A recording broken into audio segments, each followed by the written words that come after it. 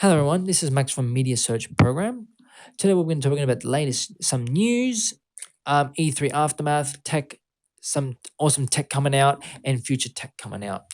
First of all, we'll begin with HDR. So what is it? It's pretty much high dynamic range rendering. And pretty much what it does is it's rendering of computer graphic scenes by using lighting calculations done in a large dynamic range, and that's for preservations of details that may be lost due to limiting contrast ratios. Video games and computer generated movies and special effects benefit from this as it creates more realistic scenes with more simplistic lighting models used. So an example of this will pretty much be for instance, this picture over here, as you can see on the right hand side without, left hand side with. You can tell by the two pictures that one looks it's got more life, more colors, and etc., which is pretty much the HDR for you. So that really does give it a bit of a boost. Now, what do they mean by contrast ratio limitations? Well, you have to keep in mind with contrast ratio, it's a measurement of black to white on a screen surface. And you can tell with this picture on the right hand side, the high contrast ratio versus the lower on the left hand side, you can clearly tell, wow, high contrast is better and it'll just give you better detail. So that's what the HDR is going to try and do. It's going to try and fix that up, give you more life and etc. like that. I'll put more information below and some images below as well. Now, you're probably thinking, what everyone's been talking about, a teraflop. Now, I know it's been out a little bit, and pretty much, let's break the word down. Tera pretty much is a metric measurement, which is 10 to the power 12, 10 to 12. It's 1 trillion, similar to a hard drive in space. You got gigabyte and you got terabyte pretty much. So it's similar to that. Now, what is flop? Floating point operations per second. And why should you care? Well, as you know, the Xbox Scorpio will be running something like this. We'll be running 6 teraflops, but we'll get to that in just a moment, and this is why you should care. With more teraflops, you are able to do more processing. So measurement of computer processor speed. So 1 teraflop, you got processing power. Now, the more teraflops you have, the more mathematical calculations can be done in 1 second, resulting in more processing and also more complex calculations. Now, mathematical calculations can end in a decimal or without decimal, hence the float. Now, Project Scorpio is to be said, and you can see this via the graph just over here, to be running at 6 teraflops. I'm not, that's on paper. I'm not sure if they're going to make more advancements in this. I don't really know. And you can see the PlayStation 4 NEO and the other consoles as well in that diagram, well, chart. Now, let's move on to 4K, shall we? Because I'm going to be talking about teraflops in 4K here. Now, 4K pretty much is ultra high def. So it's 3840 by 2160, as you can see from this picture itself here. You can see like the massive detail. Now, you're probably wondering what is going to be so good about HDR, teraflop, and 4K. Well, first of all, HDR will help with the contrast, with high dynamic range, give you more color. The teraflop, the more you have, the more processing we'll be able to do, so the more complex calculations you do. And how is that related to 4K? Well, without faster processing and mathematical equations to get within 1 second to an actual answer, well, you're going to have competing problems.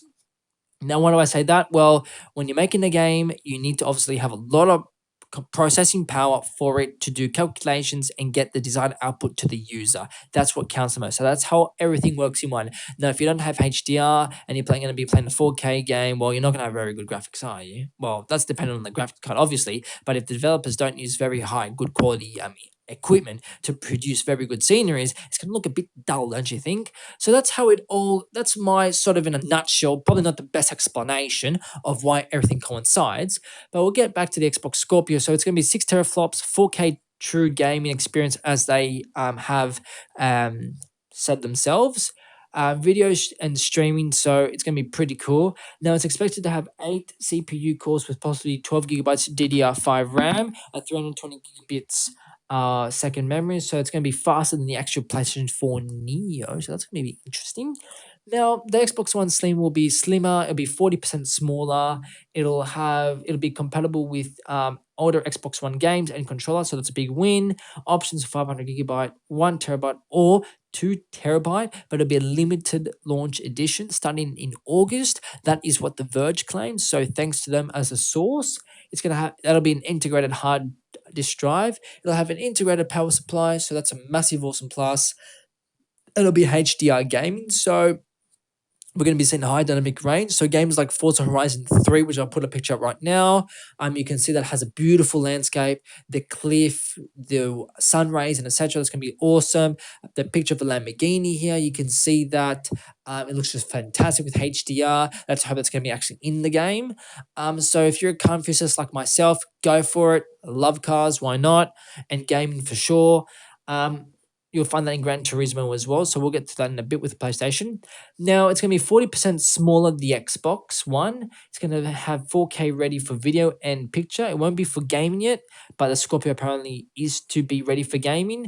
PlayStation NEO, now we're getting to the PlayStation, will be running a Polaris system. So if I'm incorrectly pronouncing it, you'll have 14nm FinFET. Again, so if I'm incorrectly pronouncing it, GPU by AMD instead of the 2011 system they had run at 28nm. You can see from the graph that it shows year by year by year how they've progressed. So well done to AMD, good on you.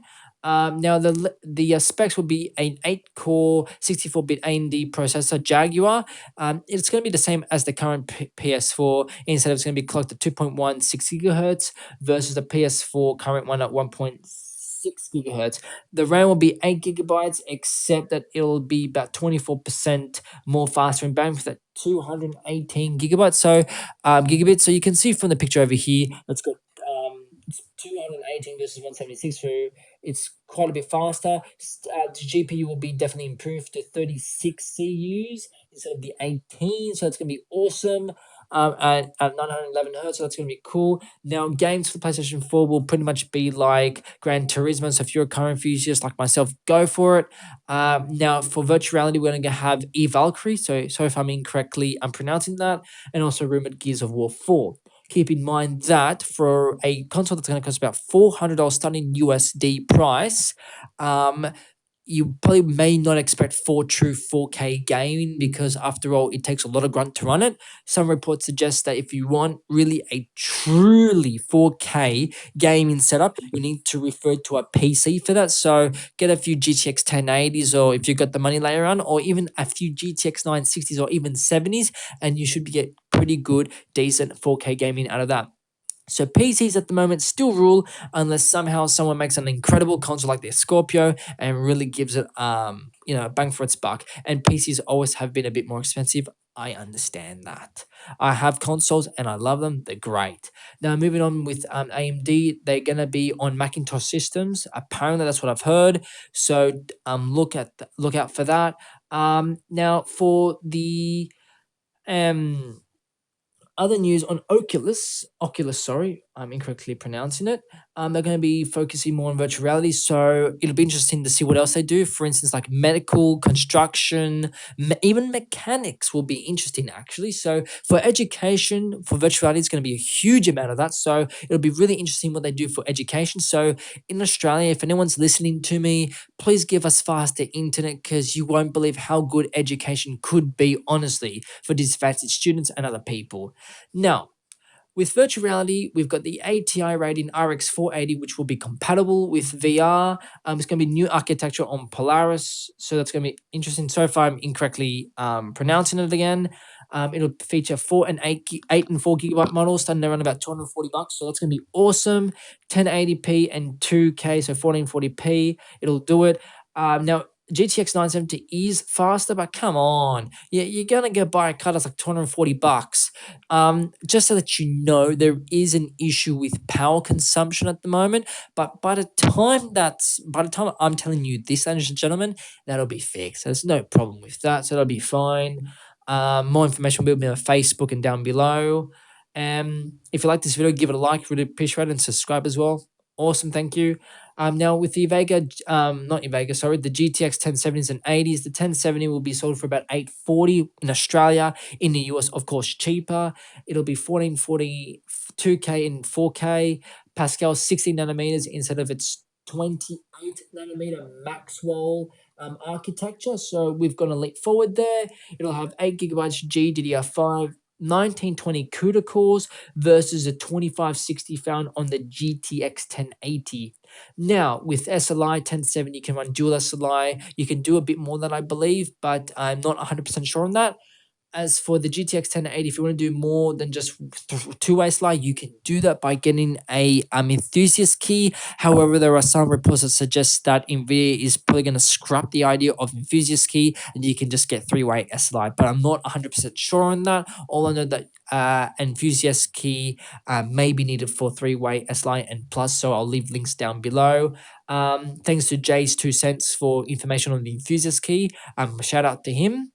Now the clock speed of the 1070 will be 1506 and the 1080 will be at 1607. So that's going to be pretty cool. It's going to be GDDR5X memory for the 1080. So it's going to be much faster, but it is more expensive, unfortunately. 320 gigabits memory bandwidth. So that's going to be pretty cool. Now the cons is with that, if you want to run really 4K ultra high definition or something, like what I mean ultra, I mean like crazy on steroids, insane graphics, then you may need more than just one card for that. Now with the latest bridge technology, they have said that they can run less cards and be much more efficient, so you probably don't need 3 or 4-way SLI unless you're going to be doing insane benchmarking. Now for virtual reality, there's going to be some for consoles, so it's going to be pretty cool. So Xbox One and PlayStation 4, of course. Now, if you're asking me if it's really worth buying a PlayStation 4 right now, I wouldn't buy one yet. I'll wait for the Neo to come out. Same with Xbox. I would wait sort of until the Scorpio comes out, because unless you got extra money laying around, you can go for it if you want to, but I wouldn't suggest going that quickly for it. Now for games coming out, we got Battlefield 1, which is going to be awesome. So I'll have the links below to a multiplayer video that someone made a recording of, which looks really cool. Forza Motorsport, Forza Horizon 3, which is going to be awesome. Final Fantasy, Elder Scrolls, Dual CX Mankind, Call of Duty, so that's pretty cool. Gears of War 4, as I mentioned to you, Halo Wars 2. Now, with Black Ops 3, I know this is probably random, me saying Black Ops 3, it's already out. You'll probably see me playing a bit of those games, so just a bit of an update on that, and I'll probably be playing a bit more Syndicate, just showing you ladies and gentlemen around that. So if you've got any further questions or I've missed something out, please don't hesitate to make a comment below, and I'll see my best ability to answer any of your questions. So thank you very much for watching my video. My name is Max from Mediasearchprogram. If you liked the video, again, thank you very much for watching this. Give it a like, subscribe, and share it with all your friends who are interested in technology. Thank you.